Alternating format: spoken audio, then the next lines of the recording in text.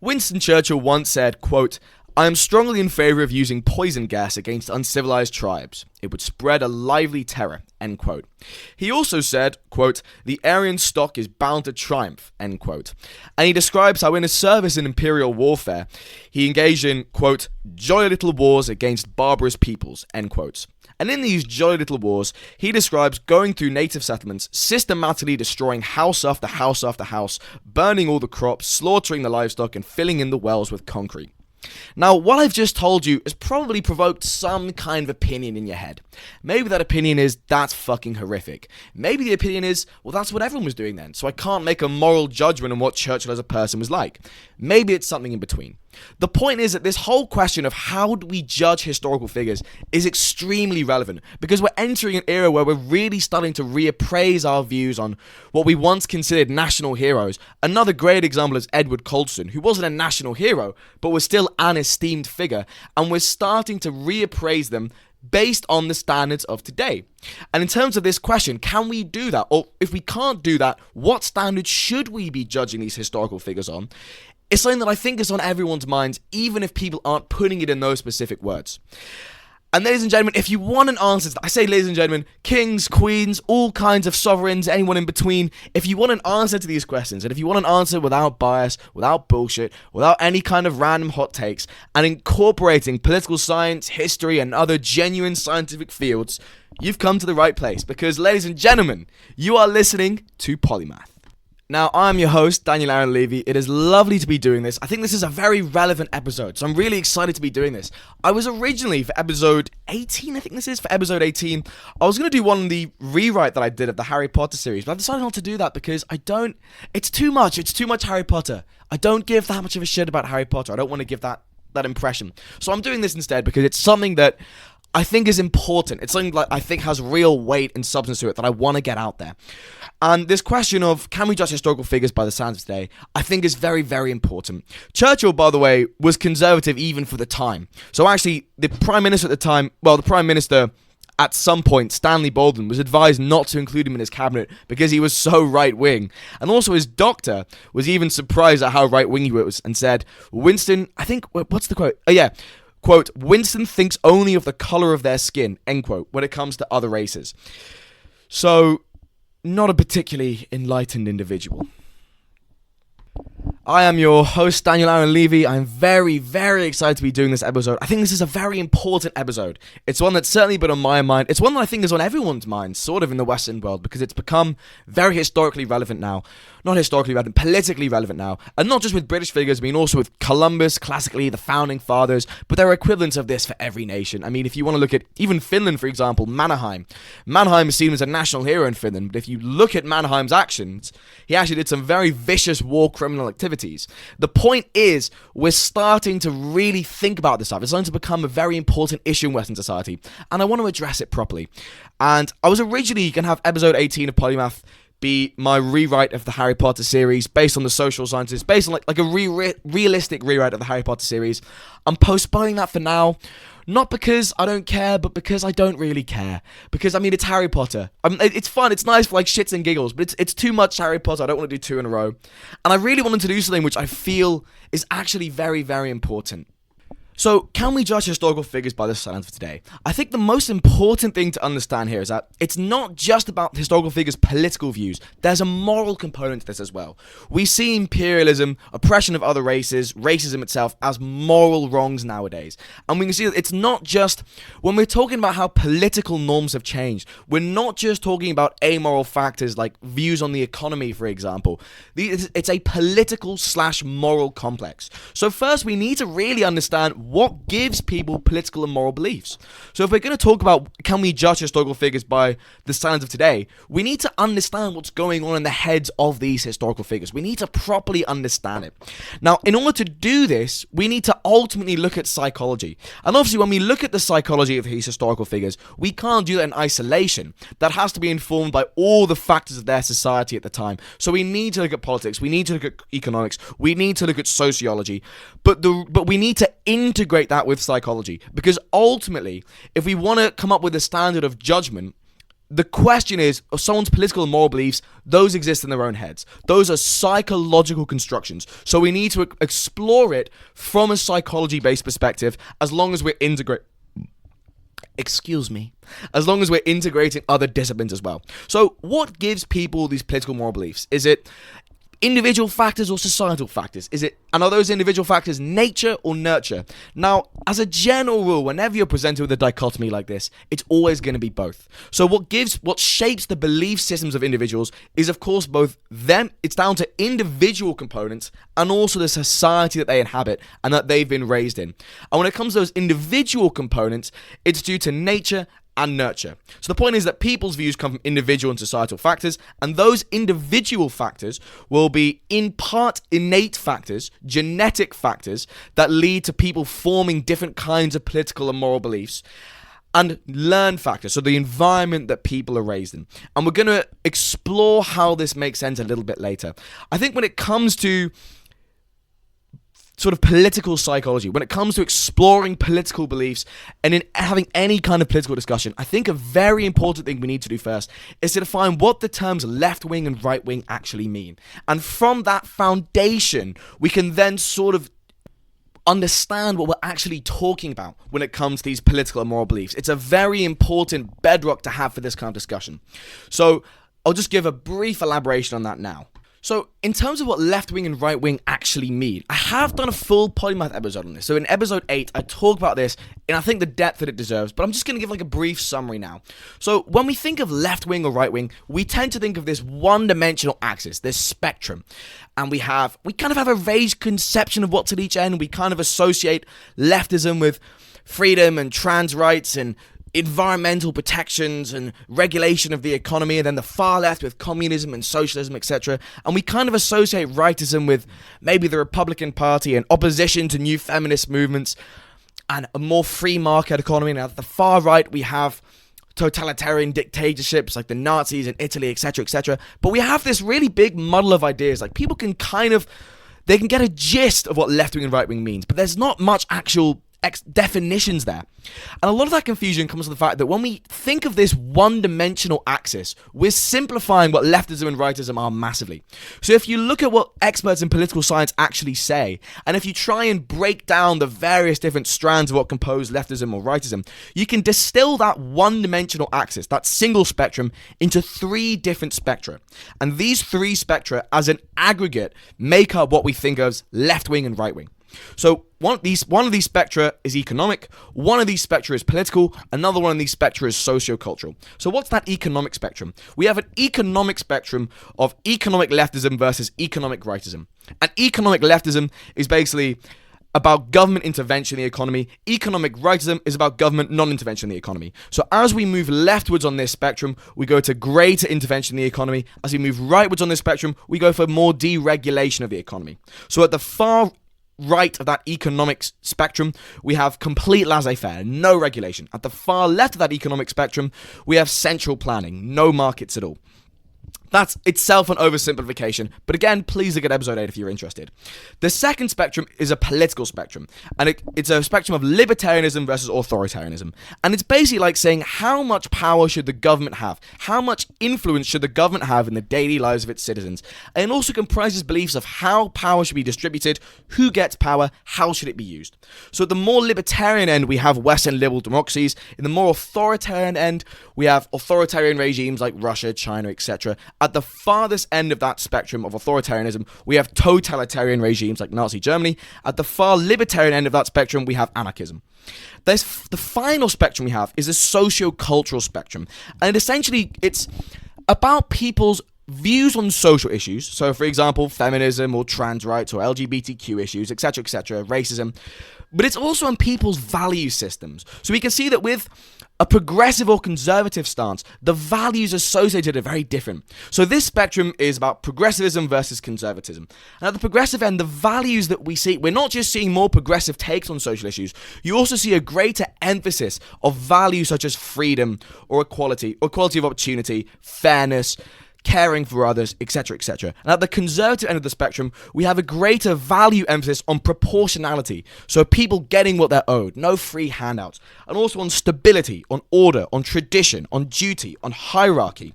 We see it's not just about basic differences on issues, it's about deep emotional feelings.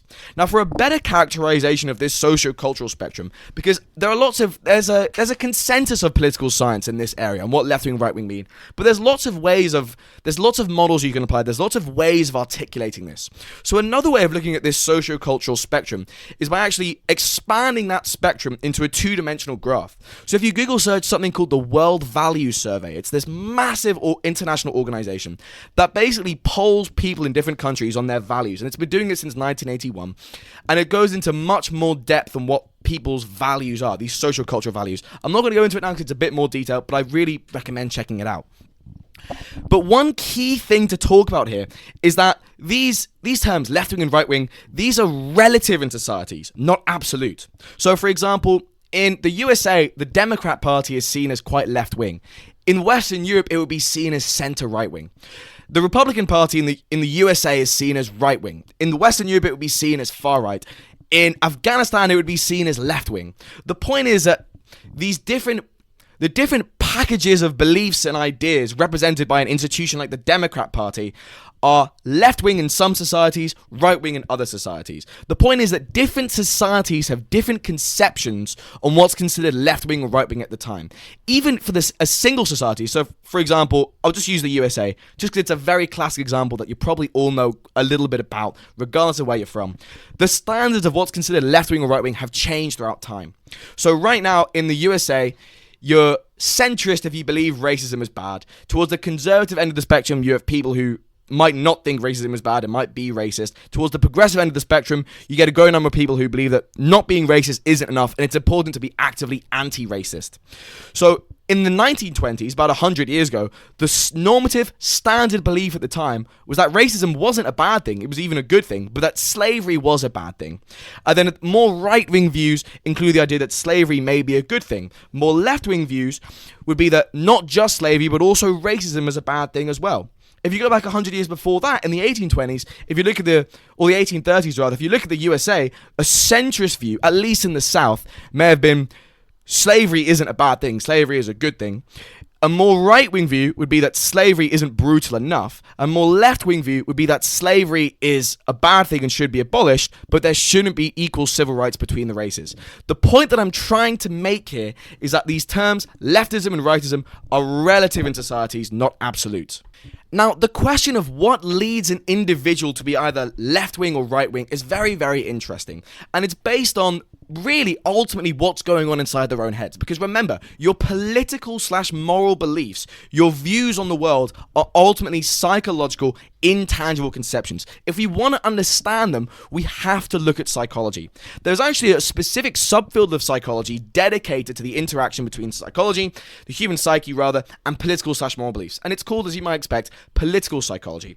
And this is very, very important because if we want to judge historical figures by the standards of today, we need to understand both on an individual level and a societal level what's going on in their psyche. If we want to construct moral standards, so if we want to even understand what these standards are, we need to conceptualize them in the proper terms. So let's just go through what is it that causes an individual to be left-wing or right-wing.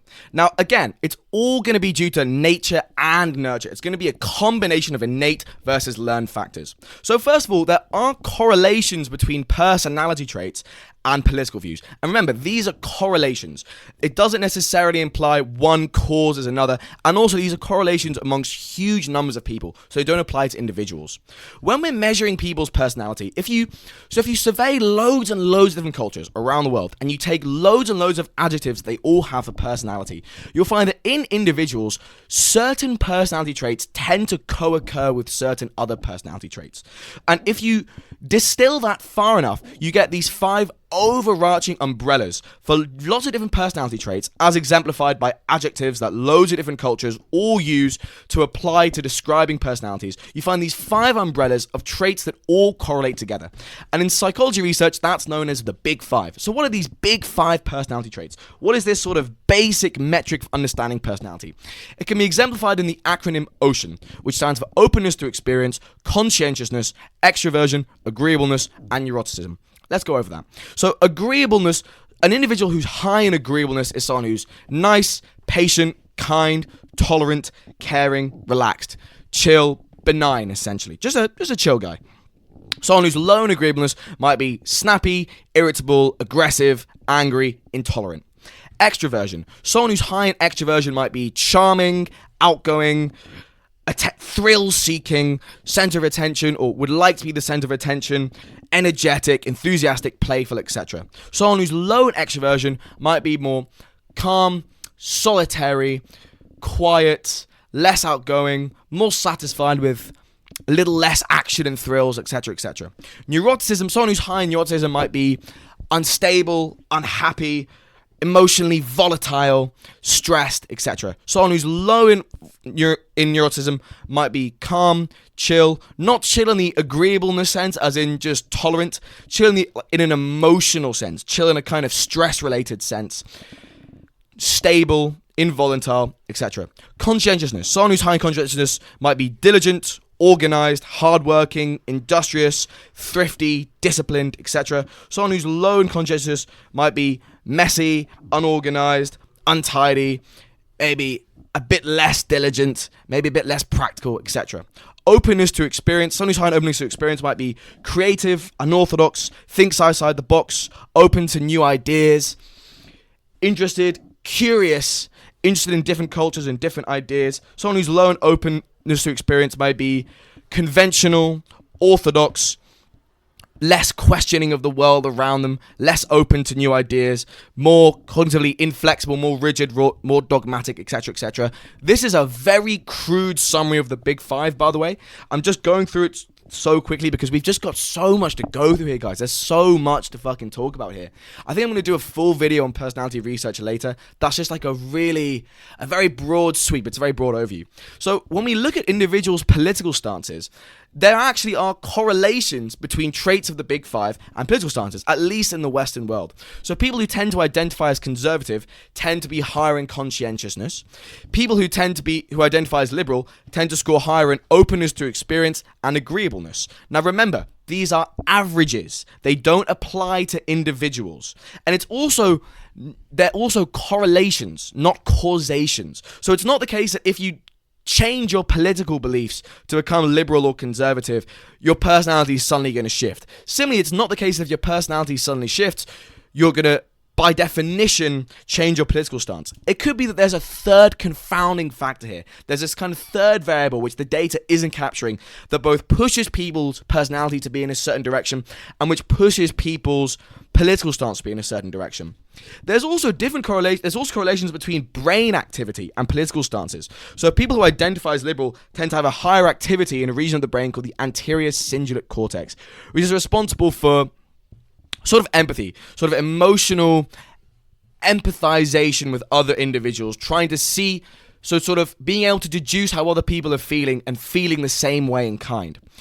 More right-wing political views, so individuals who identify as conservative tend to have higher activity in the amygdala, which is the region of the brain which is responsible for responding to threat. It is responsible for computing, for sort of seeing incoming information about the world, whether that be things that you see or things that you hear or things that you read, and attributing that emotional valence of fear, of threat, and of potentially anger and aggression as well.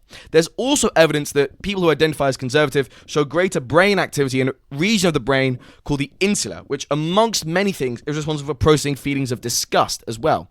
But again, note, these are all correlations. So first of all, they're correlations over huge numbers of people. So these are averages, these are trends. They're not meant to be applied to individuals. And also, we don't know which direction the causality is going. We don't know what's causing what.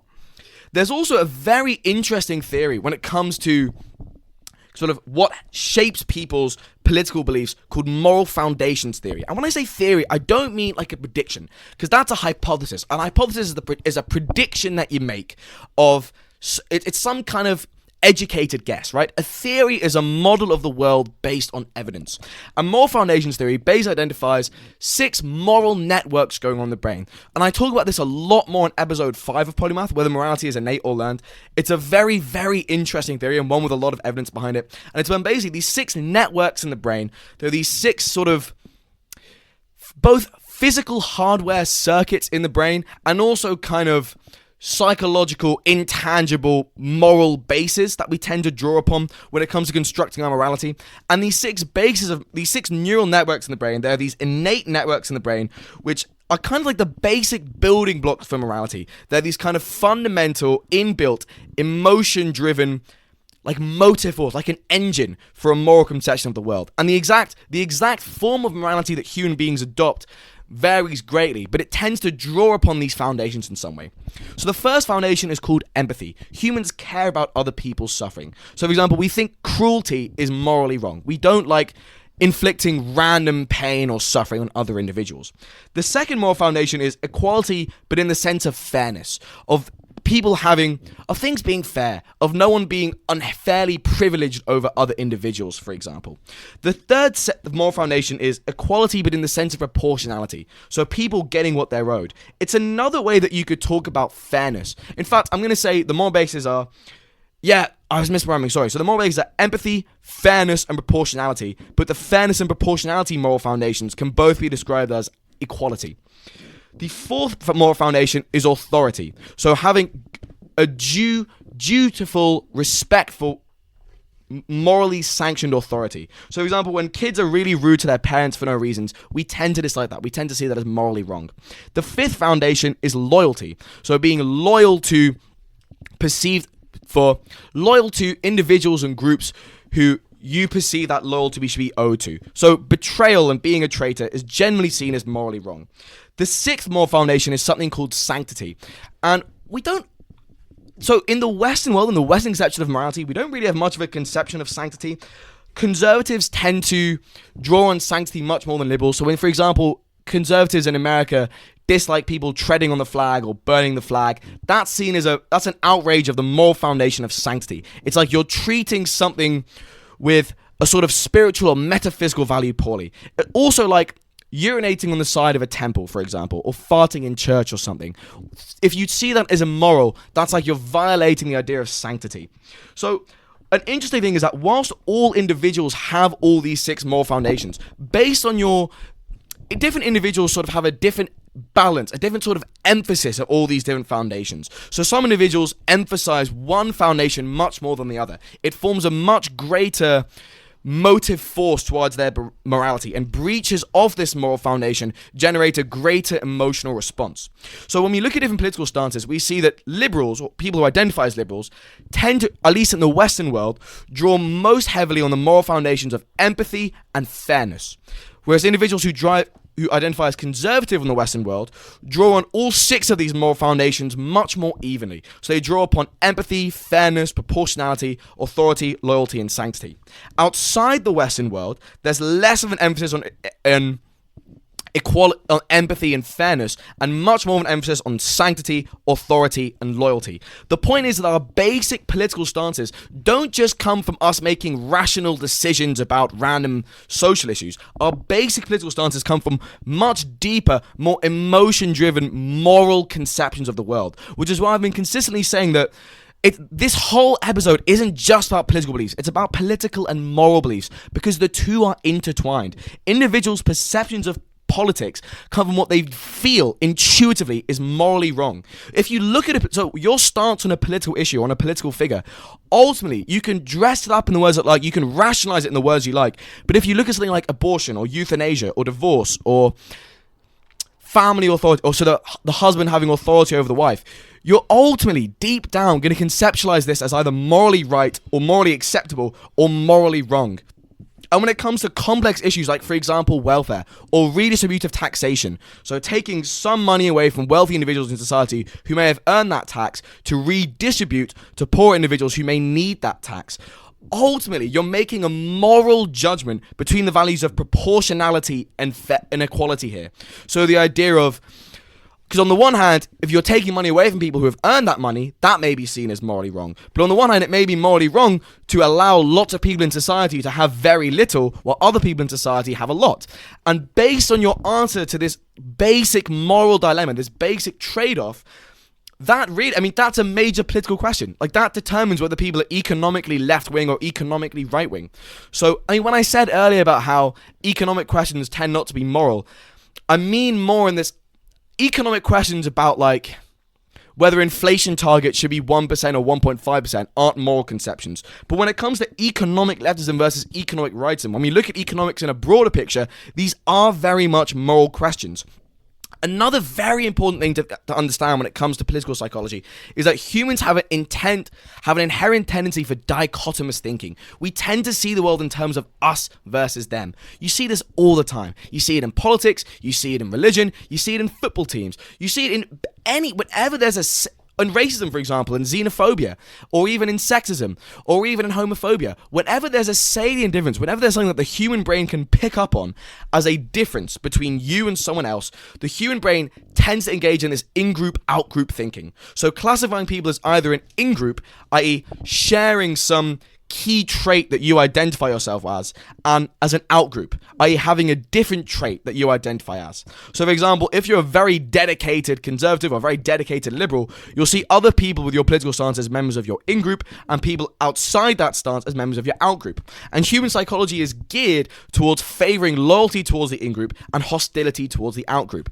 And there's evolutionary reasons for this. So, for example, the homicide rate in Western Europe is about 1 per 100,000. In hunter-gatherer societies, on average, it's about 537 times that amount. So it makes complete sense that if you're a hunter-gatherer living in a tribe of up to 150 people, your neighboring tribe poses a genuine threat to you. So it makes sense that based on some random salient external difference that you can notice between you and your tribe, for example, minor ethnic features or dress codes or cultural differences, etc., evolution would have a mechanism to promote loyalty to your in-group on hostility to the out-group. So hostility to a neighboring tribe, because that tribe poses an actual genuine threat to you. But this all evolved when we were hunter-gatherers 200,000 years ago, is when Homo sapiens evolved. So obviously nowadays, now that we're living in an environment where homicide rates are not 537 per 100,000, it does much more harm than good.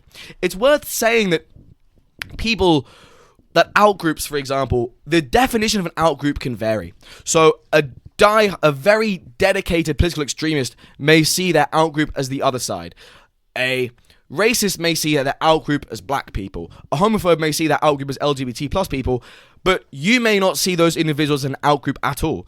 It might be that if you're a liberal, your outgroup is actually very, very limited. There's not many people in your outgroup apart from perhaps the far right. The point that I'm saying is that when it comes to tolerance as a value, so when it comes to tolerance, which is clearly associated with leftist views, it comes down to that in-group, out-group thinking. The more tolerant you are, the wider your in-group is and the narrower your out-group is. In the same sense, the less tolerant you are, the wider your out-group is and the smaller your in-group is.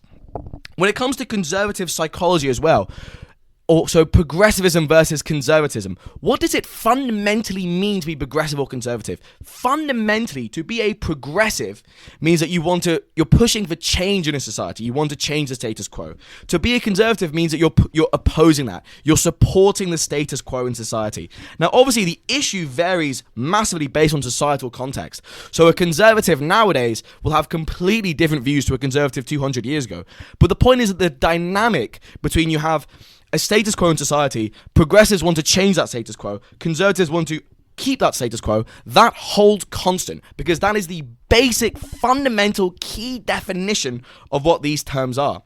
And when it comes to that resistance of change, there's a lot of psychological study behind that.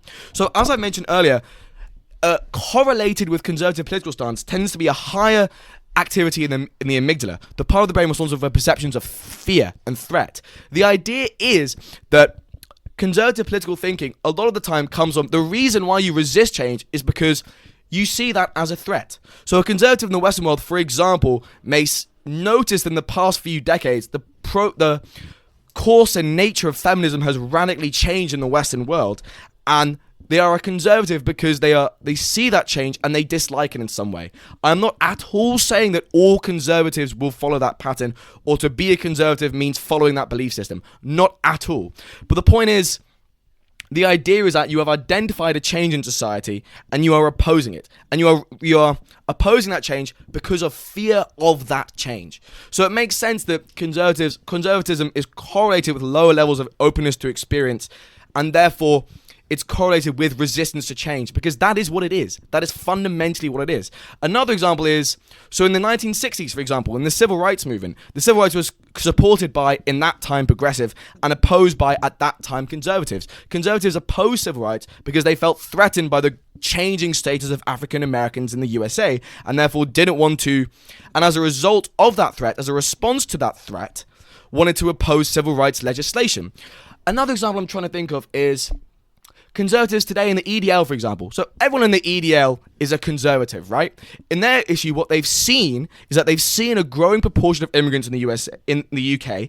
That has prompted a threat response in their heads. And as a result of that threat response, they're resisting further changes to the status quo. The point that I'm trying to make, and these are just random cherry-picked examples, I'm not at all saying that this is occurring in the minds of all conservatives, but I'm saying that this psychological dynamic, this perception of change and resistance to change, is part of what leads one to adopt a certain political stance. You adopt political stances like xenophobia or militarism or nationalism, etc., because of some perception of threat. You adopt xenophobia because of a perception of threat caused by foreigners. You adopt militarism because of a perception of threat caused by military weakness. You adopt a nationalistic belief because of a perception of threat caused by another nation. The idea is that when we're kind of understanding what leads individuals to have certain political stances, this dynamic of threat is very, very important in determining what people believe. That's not to say that individuals in the left wing aren't also motivated by threats. So, for example, I can imagine a lot of progressives right now in the USA feel very threatened by Trump's election. The point is that when it comes to the formulation of left-wing political beliefs, there's much less of an emphasis on the value of threat in the formulation of those beliefs as well. And also, if you examine, moreover, the psychological makeup of individuals who identify as conservatives, which is correlated with lower openness to experience, what that means is a greater desire for order, for closure, a greater distolerance of ambiguity, and a greater tolerance for authority as a means of resolving on ambiguity and resisting threats. Now, again, that varies in different people. Everyone has a desire for order and a dislike of ambiguity to different extents. What I'm saying is that a higher like of order and a higher intolerance for ambiguity and a higher tolerance for authority figures who resolve ambiguity is correlated with a conservative viewpoint. I'm not saying that all conservatives love order, hate ambiguity, and love authority. I'm just saying that these are psychological correlations between the two, which make sense if you consider conservative beliefs. And also, if you look at parties like, for example, the Republican Party, or individuals, I should say, like Trump or Boris Johnson or Bolsonaro or Modi or Netanyahu, their followers all follow them and look up to them as a source of authority because they see them as resolving threats and tensions that are currently existing in their countries. So, for example, Modi. Supporters of Hindu nationalism or Hindutva vote for Modi because they see this change occurring in society, i.e., or they see an element in society that they dislike, i.e. Muslims in Indian society, and they dislike the ambiguity, they dislike the change engendered by that, they dislike the threat to the previously established order, or an idealized order that maybe hasn't been previously established, but that they want to establish, of having a Hindu ethno-state, and they look to Modi as an authority figure to resolve that internal tension, to change that ambiguity, and to create a situation in which Hinduism is clearly the dominant religion and the dominant, I don't want to say ethnic group because Hinduism isn't an ethnic group, but in India, Muslims and Hindu religions can be correlated with ethnic differences, for example. And the idea is that Modi, by supporting a policy of Hindutva, promotes that and resolves that ambiguity and promotes that sense of order. That's just an example. I am not saying that all conservatives support Hindu nationalism or racism by any means. That's just an example. I'm just trying to demonstrate what I mean to you when I talk about order and ambiguity. So here's the thing. all this means that, by the way, all of this is formed by both nature and nurture. There's genetic reasons, and there's also behavioral reasons. There's environmental reasons. It's also worth knowing that when we talk about brain correlations and personality correlations, your environment and the environment which you grow up in helps to shape that. Your brain activity and even the brain structure is shaped by your environment and your lived experiences. So, for example, if you exercise, the region of your brain responsible for making memories, the hippocampus, gets bigger. If you go through massive trauma, your amygdala gets bigger and stronger. Again, and there's also a whole branch of genetics called epigenetics, which examines how different genes in your body are switched on and off based on changes in the environment. So in this question of, are people's political stances based on nature versus nurture, it's always both.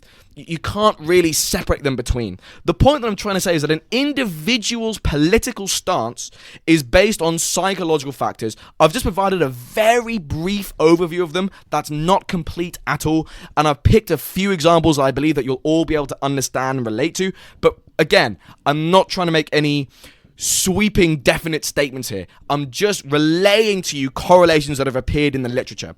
So, individuals have their own political stances. Individuals may be, as a result of all these factors that I've mentioned earlier, either more progressive or more conservative.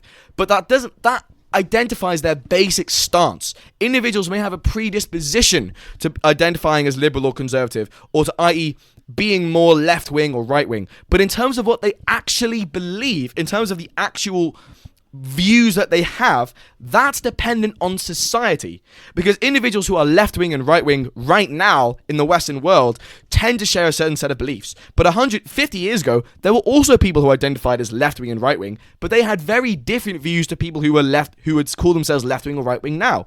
And 100 years ago is the exact same thing. So it may be that 100 years ago, individuals who identify as liberal still had greater activity in their anterior cingulate cortex, and they tended to be higher on agreeableness in the big five than conservatives. But that's a basic political stance. Their actual viewpoint, i.e. the beliefs that stance crystallizes into, probably would have been very different. And in order to understand, what I'm trying to say is that people's actual beliefs are a result of not just their basic stance, their individual stance, but on the views of society itself. Now, we can view the views of society as a bell curve.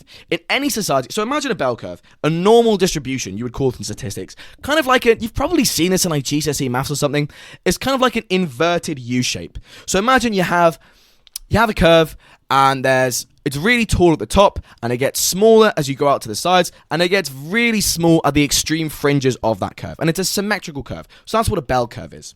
Now, in the middle of that bell curve, you have the normative beliefs of a society. You have what's generally accepted as constant by most people in society. So in the Western world, this would be that racism is bad. Most people in the West would currently say racism is bad. Now, towards the left-hand side of that curve, you have more progressive beliefs. So at the left-hand side of the bell curve, you may have the progressive belief that saying that racism is bad isn't enough. It's important to be actively anti-racist. On the right-hand side of that bell curve, you have more conservative beliefs. For example, that some individuals may believe that racism is bad to a lesser extent than others, and then you get on the fringes of the right-hand bell curve, where you have individuals who believe that racism is good, for example. And you have really far fringes on that bell curve where some very racist people might believe that slavery is good. The point is that you have a bell curve of opinions. I'm not necessarily saying that there's like an objective sort of like, I'm not necessarily saying that, there are X number of people in the UK who beliefs that are X rating of progressive. There are X number of people in the UK who have this kind of conservative belief. I'm not trying to quantify it. I'm using the metaphor of a bell curve not to make a definite statement about the distribution of opinions in society on a statistical level, but just to point out that there's a normative belief, there are progressive beliefs, there are more left-wing beliefs than that normative belief, and there are more right-wing beliefs than that normative belief. Now, here's the thing. That normative belief, so the peak of this bell curve, this kind of curve of opinions in society, has generally, since the French Revolution in Western society, which occurred in 1789, it shifted to the left with time. So what do I mean by that? I mean, for example, people's conceptions of women were radically different. So in the early 1800s, the normative belief, the standard belief in Western society was that women were essentially second-class citizens. They couldn't own property, they couldn't have a job, they didn't really have much access to education. And as the 1800s and the 1900s wore on, in the early 1800s, even though that was the normative belief of society, there would have still been left-wing individuals, or individuals who identified as left-wing at the time, who would have believed that women should have a greater number of rights. Now, it would have been a very fringe belief on the far end of that left-wing bell curve for the 1800s for an individual to say that women and men should be exactly equal. Many people didn't think that, even those who identified as progressive. But the point is that belief was technically there. And as the 1800s and the 1900s wore on, that bell curve shifted left. So what was once seen as a progressive view soon became a normative view. So by the early 1800s, or by the, let's say, the 1920s, women were given civil and political rights by then. So you can see that the normative belief in society was more progressive than it used to be. So that bell curve shifted in a leftward direction.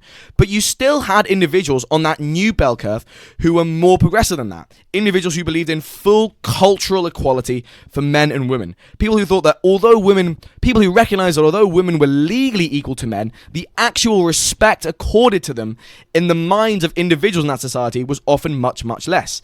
And as society went on in the 1900s and women began increasingly being accepted into positions of power, positions of economic influence, as women began getting more and more jobs and began being taken more and more seriously, that bell curve again shifted left. And nowadays, the bell curve with regards to women is far more left to the left than it ever used to be. But again, even now, there are still individuals, there's a normative belief that sexism is bad, but there are still individuals on the progressive side of that bell curve who say, women are legally equal to men, but they're often not at all given the same level of respect. They're often not really seen as relevant in a room. They're often treated quite atrociously by members of society. And for example, the world is a much less safer place for them because they go out and individuals will catcall them or harass them or follow them home or generally act in a shitty way towards them.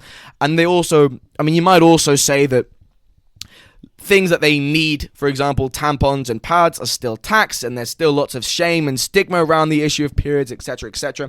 So you have a more progressive part of that bell curve. You also have a right-hand side of that bell curve, where individuals often talk about feminism going too far, and they talk about the woke agenda and political correctness gone mad, and how the Me Too movement has gone crazy, and how it's no longer possible to hug an individual in the workplace without being accused of sexual assault. Now, this isn't something that I believe, and in fact, I should say, you undoubtedly can hug people in the workplace without being accused of sexual assault, because hugging someone in the workplace is not sexual assault. Unless you're walking around chasing women down, forcibly hugging them without their consent. In which case, I don't know if I'd call that sexual assault. It is technically sexual assault. But the point is, it's possible to not be crazy, is what I mean. It's possible to not go too far with the idea of all political correctness going mad. The point that I'm saying is that these are beliefs held by some individuals in society to greater and lesser extents. Some people will believe that feminism has gone way, way too far and women shouldn't even be able to vote. Some people, probably much more people, in fact, definitely much more people, will believe that women should still be able to vote and have civil rights, but that feminism as a movement in Western society has still gone too far anyway. And I'm using women as an example, but it also applies to issues of race. So, for example, in the 1910s or 1920s or so, racism was not seen as a bad thing in Western society. It was just accepted as perfectly normal. It wasn't taboo. It wasn't seen as unscientific even. It was only in the 1930s or so that racial pseudoscience started to be disproved, and actually World War II was a really major event in shifting Western society's views on race, shifting that bell curve towards the left. Because if you're, let's say, the UK or the USA, and you're fighting the Nazis, a group defined by giga racism, in order to cast yourself as a heroic opposite to that, you then necessarily have to address racism in your own society. And the Nazis did a lot to by going so far with racism, by committing genocide on grounds of racism against Jews, Slavs, etc., it actually helped shift perceptions a lot in the remainder of the Western world. So you get these seminal declarations of the United Nations basically saying for the first time ever in human history that racism is bad. But then, of course, racism was still very prevalent in the societies of the 40s and the 50s and the 60s, despite official technical acceptance of it as a bad thing. And as time has gone on in the Western world, black people have been granted a far greater degree of civil rights. Rates of police brutality against black people have gone down, even though it's still, of course, a large issue in Western society, as the protests in 2020 about George Floyd's of George Floyd events. Another great issue of society's belief shifting left with time is on democracy, whereas democracy in the 1800s gradually became accepted. We take this as a given now. It wasn't. Democracy has not at all been a psychological given for the vast majority of human history. It's only been in the past couple centuries that the normative views of society have accepted democracy as normal. But also talking about imperialism, which is very relevant, on slavery and actions to other races, perceptions of empire, on the working classes and the right of working classes individuals to happiness on par with middle class individuals, and issues of equality, of dignity between the working classes and the middle classes. Again, this is something that in the 1800s and 1900s was being much more hotly debated in a way that it isn't now. We generally accept as a normative view in society that classism is wrong and all individuals should be equal. This was not necessarily the normative belief in previous areas of Western society. So we can also see the status quo, i.e. the kind of center, the normative belief of political discourse has shifted to the left over time. We can see for example, in the acceptance of mainstream media and the government of LGBT+. Nowadays there are crosswalks in London and in Bristol lined with the pride flag with the trans rights chevron. Again, this indicates that a normative belief in society, even though there may be lots of opposition to that normative belief, is acceptance of LGBTQ+. So another word for a kind of window of this bell curve is called the Overton window. The Overton window is this kind of range of political viewpoints that are acceptable in society. So in the center of the Overton window, you have the normative belief of society, then you have kind of slightly left or slightly right-wing views, you have more intensely left-wing, right-wing views, and then you have radical left-wing and radical right-wing views that kind of border on social acceptability. So for example, some right-wing individuals, the Conservative Party evinces views which are still in the Overton window. Reform UK evinces views which are much further to the edge of the Overton window and border on the edges of it. But if the Nazi Party, for example, if there was a British Nazi Party which incarnated itself in politics, the views of that party would be outside the Overton window. They would not be seen as socially acceptable. And we can see that over time, the Overton window in Western society, and indeed in societies worldwide, has shifted left. So we can diagnose through these examples a kind of general moral progress, a kind of general change in people's morals, is what I mean by that. Since 1789, there's been a moral progress in society towards a conception of women as having equal rights as men, of LGBTQ+ individuals as being accepted. We've made this moral progress where we've said that imperialism is now wrong. So in the past couple hundred years, Western society has decided that going to other countries and dominating individuals of other societies and oppressing them, killing them, going around and, to use Churchill's parlance, filling their wells up with concrete, burning their crops and destroying their livestock, i.e. trying to starve them all to death, we've agreed that that's no longer acceptable. People's views on animals and animal rights has changed massively as well. There's been a massive moral progress in the way that we view animal rights and the value of animals and the value of avoiding suffering of animals. So what I'm saying is we can see a general change since around the late 1700s, since the 1700s really, mostly in Western society, but to various degrees in other societies around the world as well. We can see that kind of moral progress, that change in people's morals over time, it's not occurred at an even pace throughout the whole world. It tends to be correlated with economic development. So more economically developed nations tend to have more progressive views, i.e. the moral progress that they have made from that 1700 starting point in the world when Western Europe's morals were beginning to diverge from the rest of the world's morals.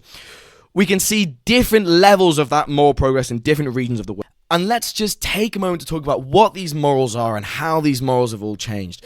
Because basically, the moral norms that we have now in the West, in the 21st century, represent a massive anomaly in world history and world geography.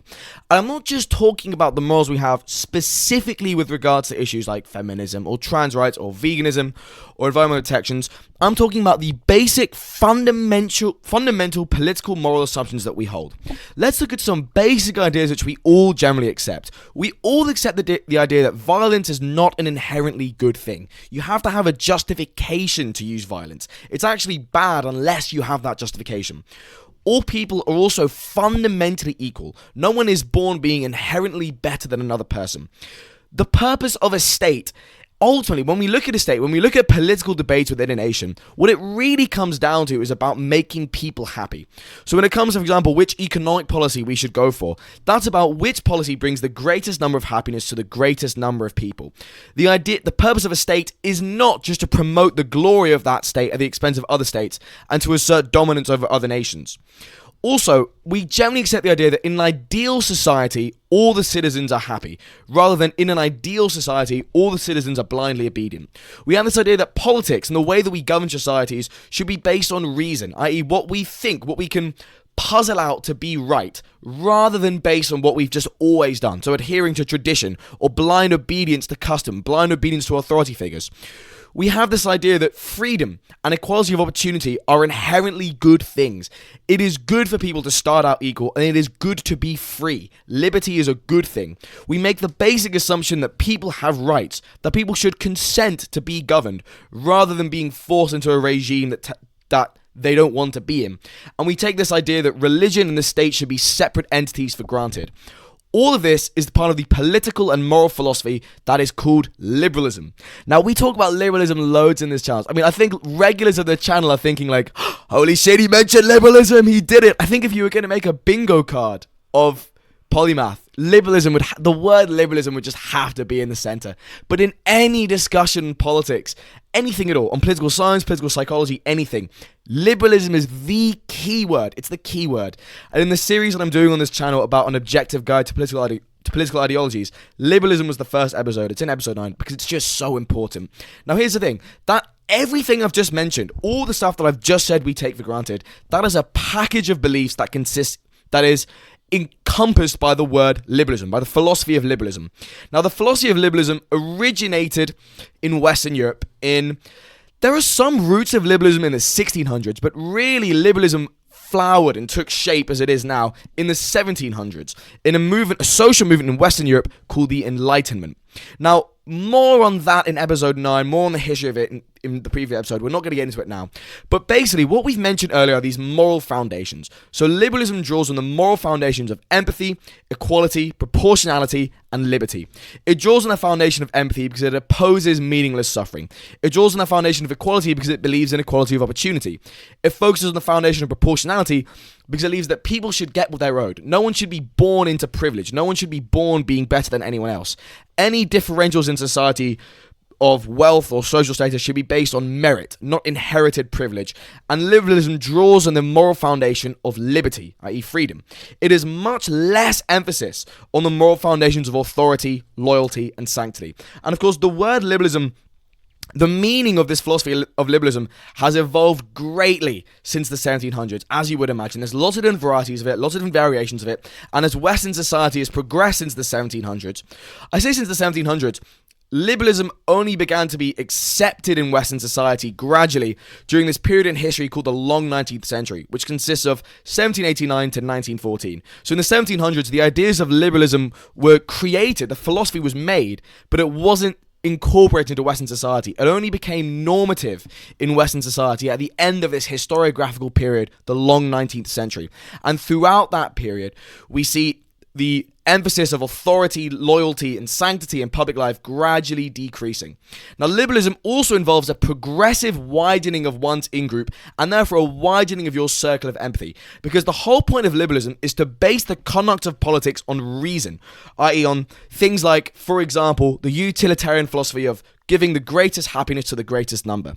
It rejects any kind of irrational designations, and most outgroup designations, most of the time, when individuals class other individuals as members of an outgroup due to their race or nationality, that's not based on any kind of reasoned decision. It's just based on irrational tribalism. A great example of this is religious persecution and religious animosity. For most of human history, different groups of religions have fought brutally. A great example is the European Wars of Religion in the 1600s, where Catholics fought Protestants brutally. That animosity, that hatred between them, hasn't come from a reasoned debate. It comes from the inherent hatred that human beings have for individuals who are different. Catholics and Protestants attacked each other with such ferocity, they designated each other as members of an outgroup, not due to any kind of reasoned philosophical abstract discussion, but due to the simple tribalistic tendency of they're different. Liberalism disapproves of that because it's not rational. It's an outgroup designation that makes no sense. Another example is feudalism. Liberalism as a philosophy was created in the background where feudalism was still the norm in Western Europe, and it bitterly opposed it because the whole point of feudalism, the idea of having groups of society which are inherently different to one another, for example, aristocrats and peasants. Aristocrats in feudal societies see their peasants as an outgroup. They see them as things which can be abused with greater impunity than others. They are less human in the eyes of an aristocrat than other aristocrats are. And that outgroup categorization isn't based on any kind of reasoned decision. There's no inherent reason why two individuals, one born as an aristocrat, one born as a peasant, should be inherently different to each other or inherently hostile to another. That distinction is entirely irrational. The classism, the hatred of individuals in a separate social stratum, makes no logical sense. It's simply a tribalistic tendency of, they're different. And the whole point of liberalism is that politics cannot be based on these tribalistic tendencies to dislike individuals that are different to us. The whole point of politics is that the whole point of liberalism is that if we're going to designate an individual as a member of an outgroup, it has to be for a rational reason. For example, let's say they're a serial killer. It makes sense to make them members of an outgroup. They've conducted a kind of transgression. But for an example like Slavery in a context of liberalism became intolerable. So in the 1800s, pretty much every Western society outlawed slavery because slavery is incompatible with liberalism. If someone is a slave and therefore they are seen by society as a member of an outgroup who therefore deserves no empathy, if they're a slave because they're a different race or a different nationality, that makes no inherent sense. They don't deserve to be cast as an outgroup and treated as property because there's no logical reason for it. The fact that their skin color is different or their nationality is irrelevant. So they don't morally deserve it. So the idea is that liberalism has led to a very, very great widening of our in-group in society, which means that this massive difference between liberalist political thought and political thought before liberalism is so great that the norms of pre-liberalist societies are completely reprehensible to us. For example, slavery, genocide, feudalism, the caste sector, etc., etc. So liberalism by now, or really by the end of the long 19th century, was accepted in Western society. It's been accepted outside the West much more slowly and to varying degrees. Different cultural regions of the world, for example, Orthodox Europe or Latin America or Eastern Asia or the Middle East or Sub-Saharan Africa, they've accepted liberalism. Liberalist ideas have taken root in the political psychology of these societies to different degrees, and that degree correlates very strongly with the economic development of these regions and HDI. But again, before liberalism, so i.e. from around the 4th millennium BCE in the beginning of human society, up until the 1700s, nobody, not even progressives, believed any of the content of liberalism. So the idea of the masses of people, the idea of, let's say in ancient Rome. So in ancient Rome, 10% of the citizens were legally privileged. They had this rank of citizenship. 10% of people in the Roman Empire were classed as citizens, and therefore they were legally privileged. They were like first-class citizens. The other 90% were not. If a Roman citizen raped a non-Roman citizen, the law would basically look the other way. But the key idea behind that is that the idea of the masses suffering or happiness being important is absurd. The idea is that for the vast majority of human history, the happiness or suffering of people who are not members of the elite of a society was just simply not cared about at all. Which means that the bell curve for this period of history, which encompasses a society's range of views, was way to the right of what it is now, before liberalism. Basically, liberalism took the bell curve of society and shifted it so far to the left, where in modern Western society, someone who is far right would probably still be more progressive than a progressive at the time of the Roman Empire.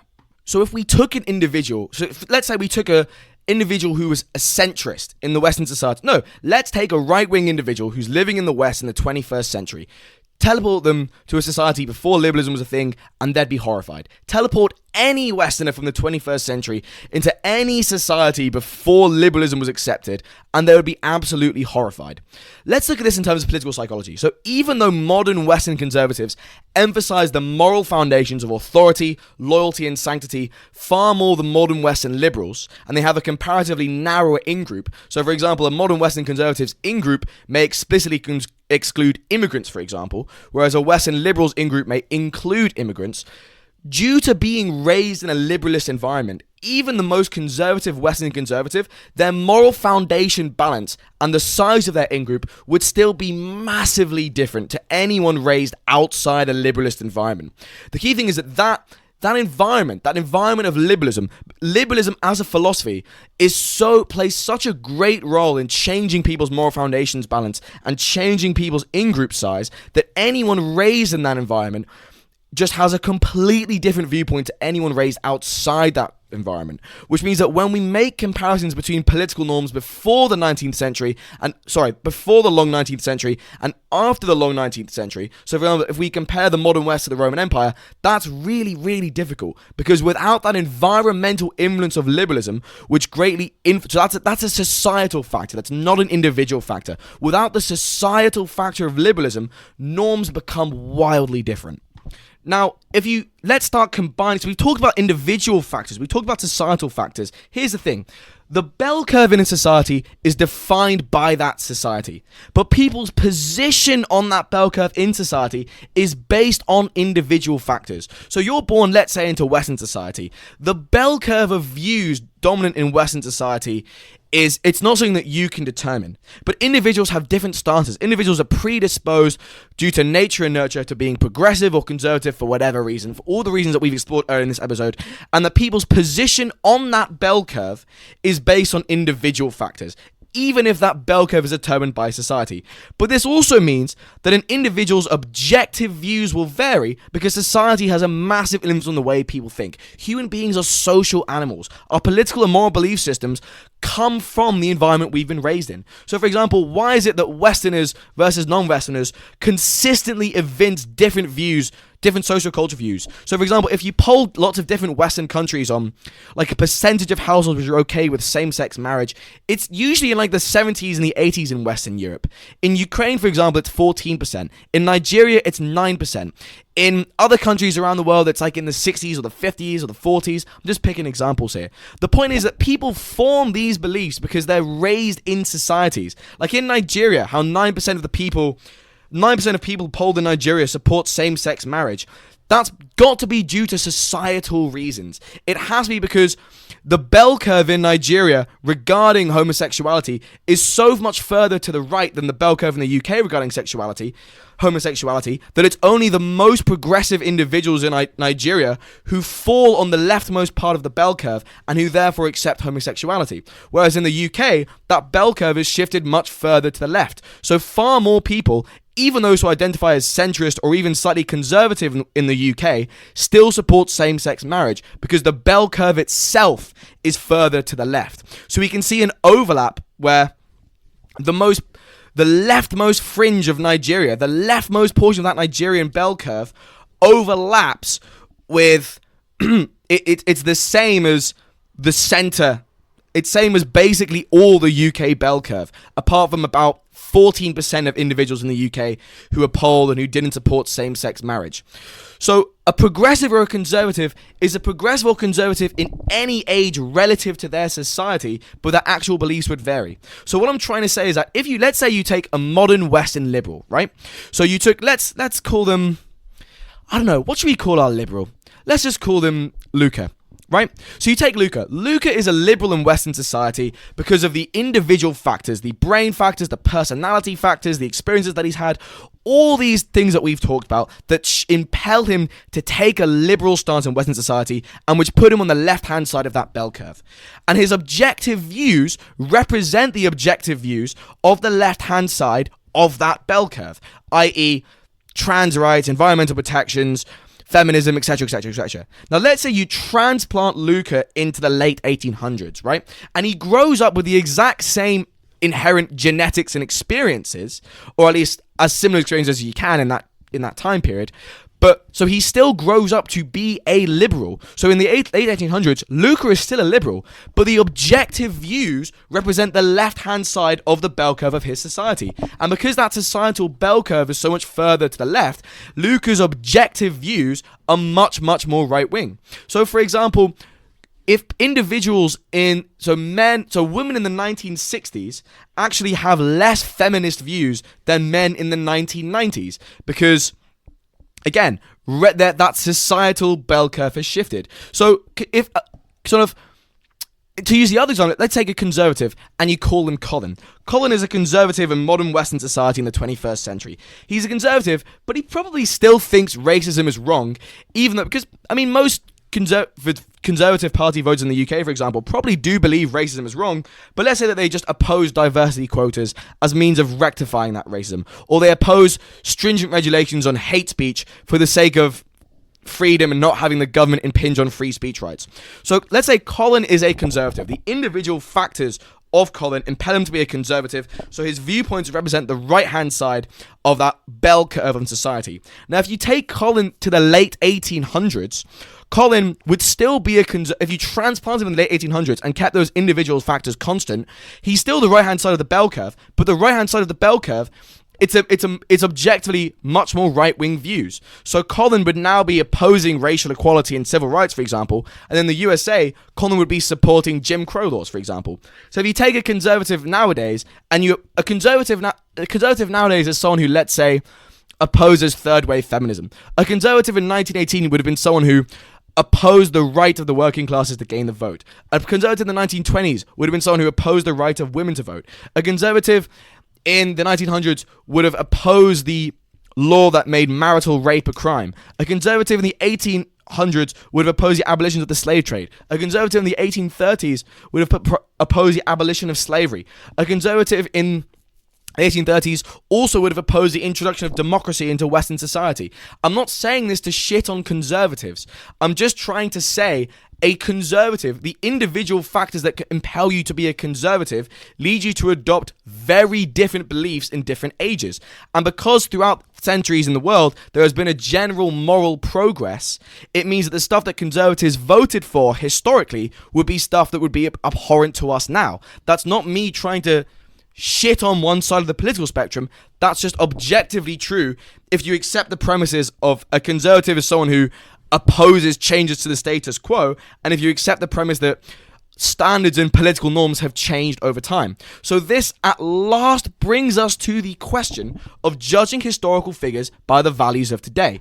So the only way to understand people's political and moral beliefs is to look at the context of their society, so to find where that bell curve is, and then to see that individual's position relative to the norms of their society. So we can judge historical figures relative to the standards of the normative standard of their society. So if you look at the Founding Fathers, for example, the Founding Fathers nowadays would be considered very, very conservative. The framing of the US Constitution has been described as a framers' coup, because what happens is the Founding Fathers tried to explicitly make it less democratic. So first of all, there wasn't universal suffrage upon the founding of the US Constitution, and also the Electoral College. The initial idea behind the Electoral College is that the electors would not necessarily be bound to follow the wishes of the population. So the electors would see the votes of their states, take that in as a guideline, but would still be able to vote for whoever they wanted. The idea explicitly being able to reduce the influence of the masses in politics. So by these standards, that's very, very conservative. But the Founding Fathers were progressive for their time, and therefore it makes more sense to judge them relative to the normative standards of their time, because if you were around at that time, and even if you were progressive, you probably wouldn't have supported enfranchising the masses of a population as well, simply by dint of the environment that you've been raised in. But that also means, for example, let's take Winston Churchill. So Winston Churchill, I've just given you this bunch of quotes about which we find fairly abhorrent, but the question is, what was Churchill's viewpoint relative to the norms at the time? And it turns out that Churchill was quite right-wing, in fact, rather at the more brutal end of the imperialist spectrum, even relative to the norms at the time. So the Prime Minister, Stanley Baldwin, for example, was advised by his cabinet members not to include him in the cabinet because he was so right-wing. Even Winston Churchill's doctor commented that when it comes to other races, quote, not quote because it's a paraphrase, but Winston only sees their color. So if you want to judge Winston, we can still make a moral judgment on Winston Churchill because he's right-wing relative to the standards of his time. But then even though we may find Winston Churchill's views abhorrent now, it doesn't really make as much sense to judge Winston Churchill according to the norms at the time, because if you were brought up in an environment when imperialism was considered acceptable, you would have found it acceptable too. The reason why you don't find imperialism acceptable is because you're exposed to different viewpoints saying how it's not. You're exposed to media from, for example, races which have been, or ethnic groups or nationalities which have been dominated by imperialists and suffered massively because of it. And that's formed your opinion. But that media wouldn't necessarily have been available to people back then. But another example of kind of how we can judge people relative to the signs of the time is when we look at the Belgian Congo. So, for example, in I believe the late 1800s, King Leopold II, or around the turn of the century, around 1900, King Leopold II and the state of Belgium basically took possession of a large region of the Congo, and they behaved absolutely horrifically there. Basically slaughtering a bunch of people, forcing people to spend their entire lives collecting rubber and cutting off their hands if they didn't meet quotas for collecting rubber. And we can see that even this was not necessarily normal relative to the signs of the time, because there was a very large outcry against it, and progressives and even centrists oppose it. So we could make a moral judgment on individuals who supported the Congo Free State, because it means that even relative to the norms of their time, they were still right-wing. So that means that, for example, Colston investing in slavery. There are many, many Edward Colstons in Western society, because all of them grew up at a time where that was completely and utterly acceptable. And if you were born in the 1600s, it's more likely than not that you would have found it completely and utterly acceptable too. Because again, the media, the data, the information, the insight that has led you to see that that is wrong simply would not have existed. You would have grown up, probably had very little education, been grown up in an environment where you're consistently told that individuals in Africa or Native Americans, for example, were less than human and couldn't feel suffering, or who were barbarous, malign natives who needed to be repressed in order to stop massacring everybody. And you would have believed it because you would have had zero other source of information, and also no general critical thinking skills because you wouldn't have had a proper education. Even if you did have a proper education, again, you can't go, there's no news from their perspective. You have no proof that these individuals are actually more than human. So, for example, racial pseudoscience really flourished in the late 1800s, and lots of people believed in inherent inferiority of certain races. And again, that's abhorrent to us now, but at the time, if you were brought up in that environment, you may not have disagreed, simply because if you grow up and every institution around you is telling you that a certain group of people is inferior to your group of people, and they can prove it scientifically, and then if you go and talk to them, they'll go and rip you into shreds, you'd probably wind up believing it simply because you wouldn't have any more information. So you could say that a society, you could say that a bell curve, you could make a moral judgment on the evilness of a society's views, on the evilness of a bell curve, but you might not be able to make that same judgment for an individual, because you could say that as long as an individual is progressive relative to the norms of their time, that should still confer a positive moral judgment. You could say that you could only confer a negative moral judgment on someone if they were doing something that was seen as bad, even relative for the time. For example, Winston Churchill's imperialism. But it also means that we take the subject of Edward Colston, for example, dealing in the slave trade, but if everyone was doing it, if that was just standard practice for the time, can you make a moral judgment on them? I'm not saying you can or you can't. My duty here, the reason why I make Polymath isn't to tell you what you should think. What I want to do here is lay out the facts in front of you. I want to give you the perspective and the insight to make your own decisions.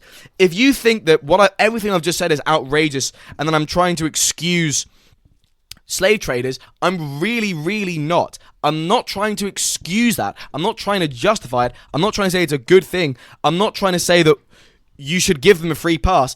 In terms of how much suffering they've inflicted, it was still absolutely vast.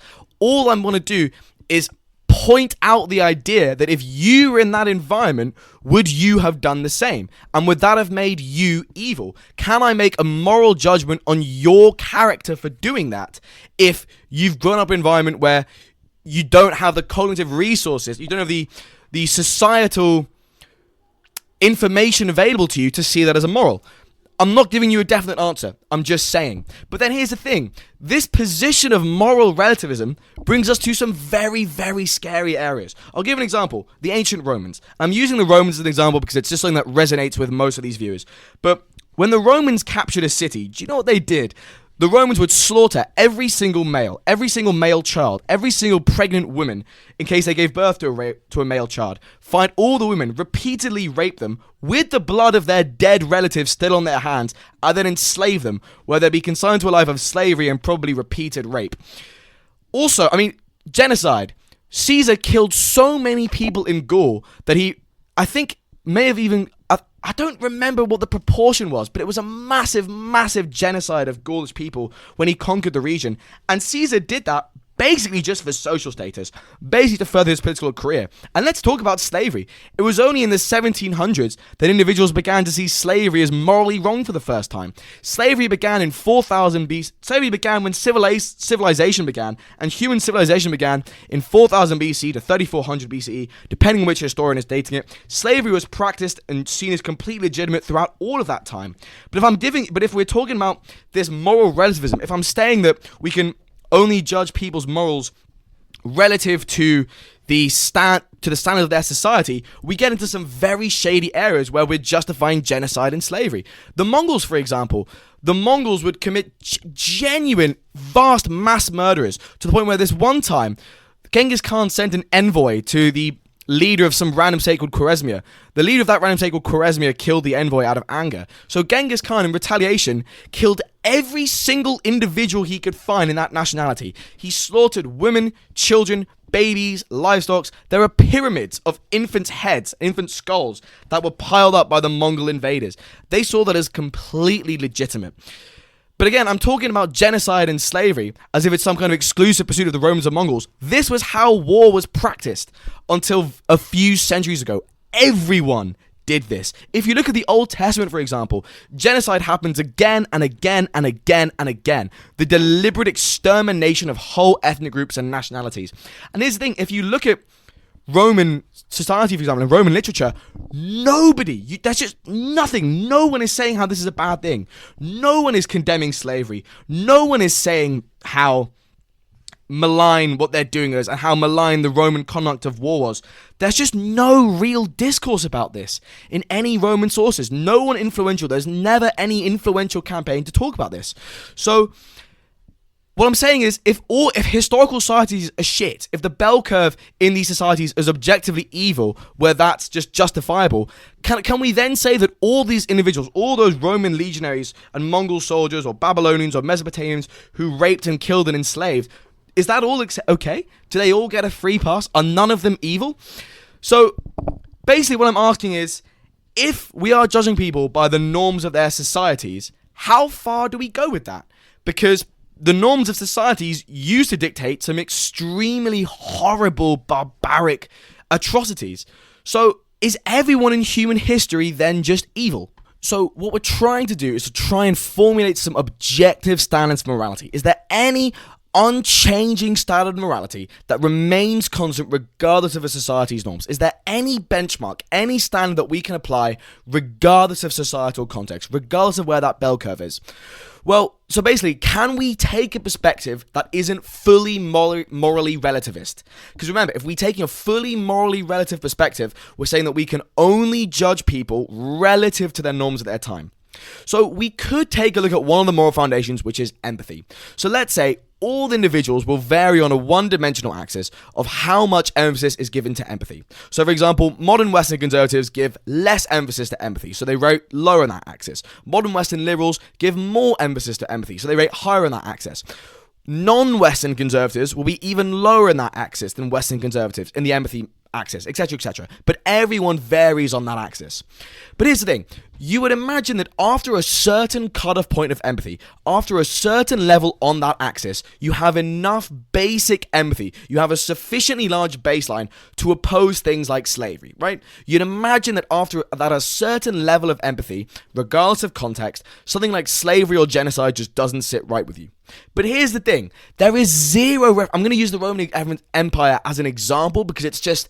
everyone's going to know about it and it's relevant for a Western context. But here's the thing.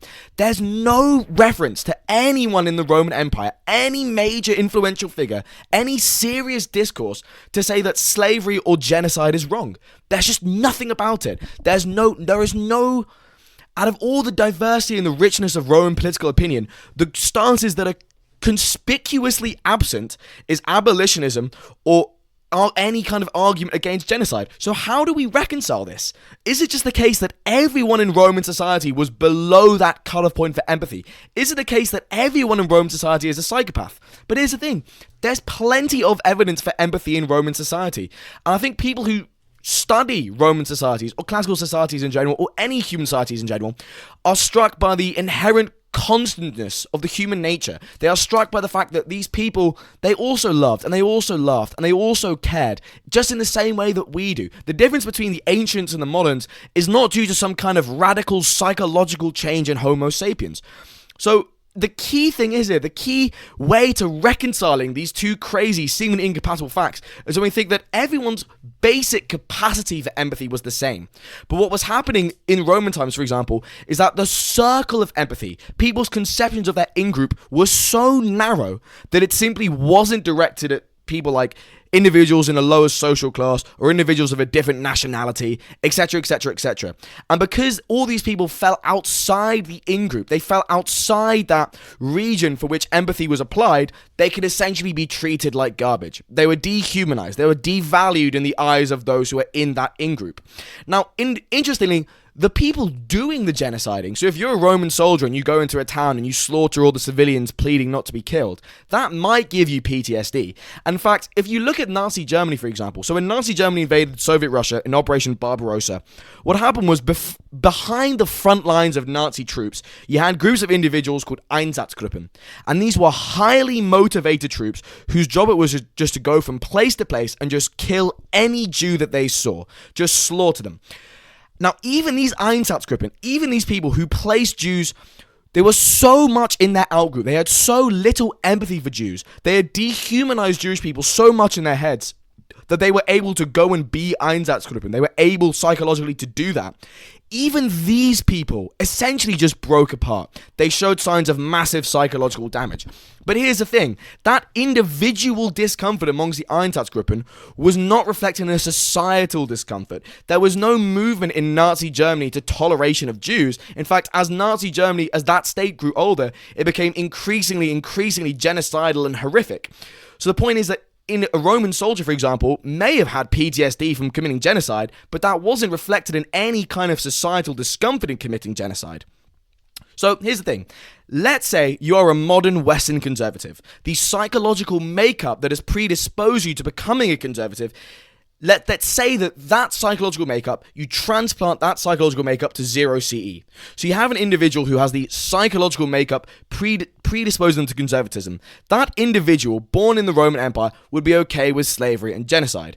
But here's the thing. Even progressives, so even if you were a progressive and you had a progressive psychological makeup and you were transplanted back to 0 CE as the exact same person but just reared in a non-liberalist environment, you'd still be chill with slavery or genocide. Because regardless of where you sit on that societal bell curve, regardless of whether you're in the conservative half or the progressive half, or if you're somewhere in the center, that bell curve is so far to the right that even progressives on that bell curve, even people on the fringe, the leftmost fringe of that bell curve, even those people were clearly okay with slavery or genocide. And when you look at Roman political history, progressive factions just made zero comment on this. So, for example, in the dying days of the Roman Republic, the two key factions, there was a key left-wing faction, the Populares, and a key right-wing faction, the Optimates. One of the key issues dividing these was land reform. So clearly the Populares had expanded their in-group to some of the lower tiers of Roman society, those tiers of Roman society which were considered the poor of Rome and perhaps could benefit from land reform, but the Populares never extended their circle of empathy to the lowest tiers of Roman society, for example, to slaves. Another example is Cicero. So Cicero, who we all know as being this kind of great defender of liberty, he was once defending a client who was being prosecuted for something or other, and the prosecutor basically said to attack that client's character that the client that Cicero was defended had violently raped a 12-year-old. But that 12-year-old, here's the key thing, was an actress. And in Roman society, actors and actresses were of an extremely low social status, and therefore they fell outside most people's circles of empathy. So Cicero simply defended it by saying, well, that's custom. The explicit word he used was custom, and everyone accepted it. And that client wasn't, that line of prosecution wasn't continued because everyone in the audience understood and agreed with that. So here's the thing, we're really right back to where we started. Were all these people just evil? Is there any way that we can defy this position of complete moral relativism? Because that's a very uncomfortable position. The key thing is, these societies, we could say that these societies are evil. We could perhaps, I mean, it's one thing judging societies by the norms of today. It's one thing saying that Roman society was just a generally deeply malign and violent place. And again, I'm using Rome as an example, but this was every society before the acceptance of liberalism. Everywhere. It's not just Rome. I'm just using that as an example. We can make a judgment on the society, but if you belong to a despicable society and you are raised according to the norms of that society, but you fail to transcend those norms, is that something you have moral culpability for? So this brings us back to the question, can we judge historical figures by the standards of today? Well, it seems like we've arrived at the conclusion of no, we have to be morally relativistic and judge historical figures by the standards of their own time. But there is perhaps another example we can use. Now let's use another example which applies after the onset of liberalism, because then comparisons become a bit easier.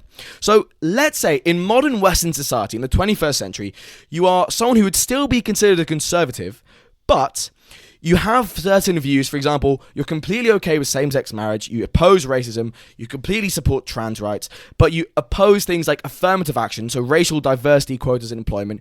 You oppose things like the government mandating use of pronouns, on clamping down on hate speech, etc., etc. And you support economically right-wing policies because although you think that suffering is wrong, you think it's unfair to redistribute taxation for people who have earned their money in order to people who haven't earned their money.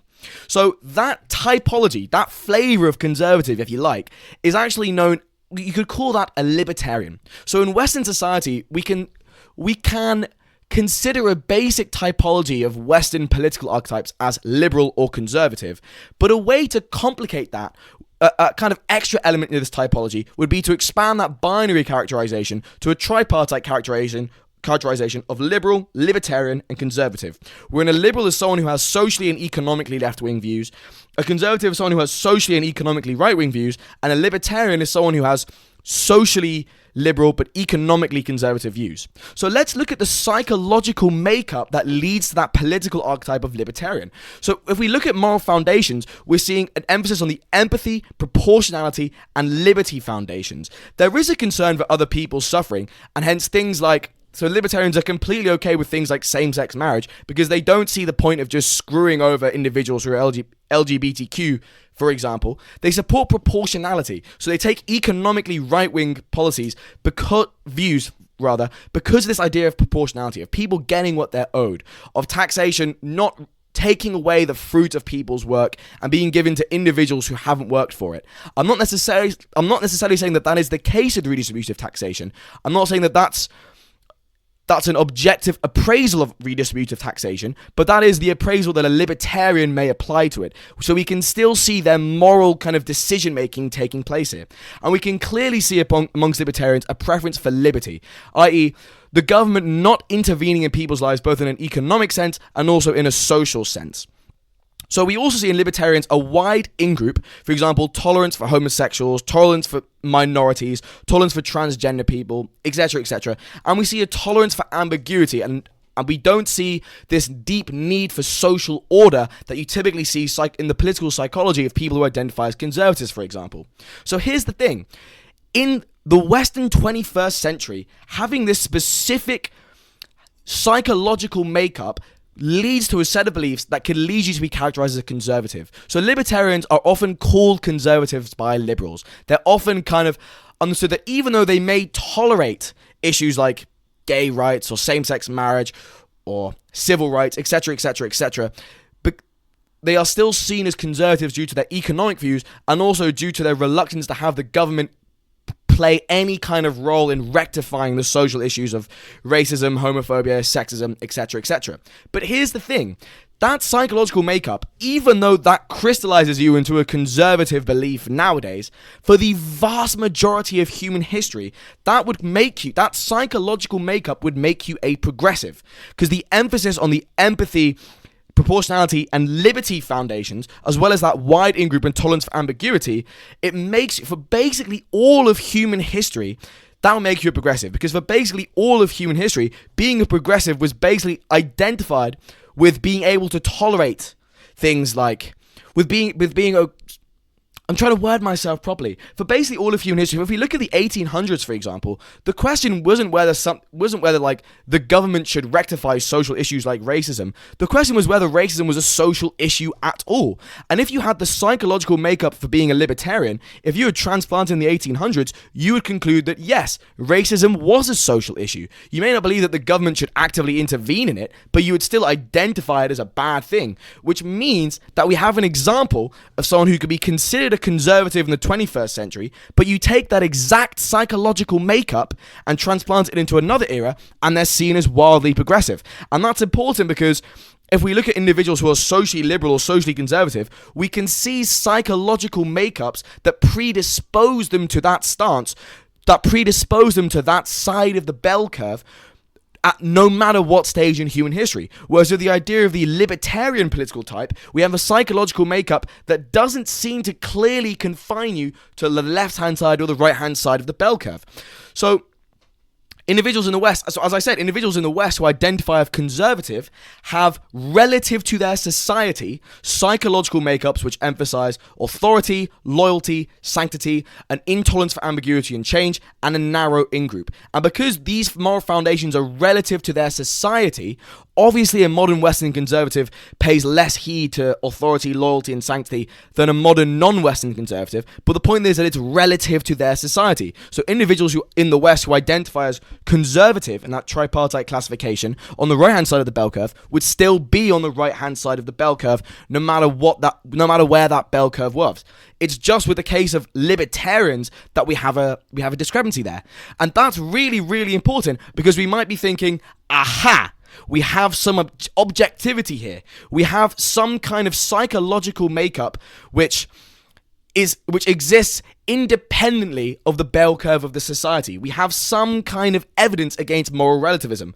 And whilst that does make sense in the modern context, and that does make sense in the context of liberalism, even if you took a libertarian psychological makeup and you transplant them to an era before liberalism, even though these individuals would be predisposed to be very progressive for the time, because these individuals didn't grow up with liberalism, the norms of society would still be too right-wing for them. So what do I mean by that? I mean, in ancient Rome, you probably had individuals who, relative to their society, had psychological makeups emphasizing empathy, proportionality, and liberty, and relative to their society, had a wide in-group, and relative to their society, had a tolerance for ambiguity. But the key thing is that even though all these things relative to their society would predispose them to being very progressive, they still would have been completely okay with things like genocide and slavery because that society, the bell curve of Roman society, was still extremely right-wing. So the idea of a libertarian providing some kind of evidence against complete moral relativism doesn't really stand. It provides some evidence against moral relativism, but it still doesn't change the fact that people's moral norms, people's moral beliefs are clearly acquired in some relation to their society, as evidenced by the fact that nobody in ancient Rome was opposed to slavery or genocide, no matter how progressive they are. So we seem to be, yet again, back to this original position, but we have a modification. It seems as if we should judge people according to the standards of their time, but to an extent. And to what that extent is, I haven't made a concrete comment on. I'm even reluctant to say that we should excuse all of these ancient Romans who are completely okay with genocide and slavery. I'm not saying that we should be doing that. I'm just saying that you need to understand the context of that society. But I'm not making a moral judgment here. I'm not giving you an answer to this question of should we judge these historical societies by the values of today. Is it the case that all these ancient Romans, all these ancient Mesopotamians, these Babylonians, the ancient Chinese, the ancient Mongolians, Scythians, Incans, Aztecs, Yorubas, etc., Maori, were they all evil?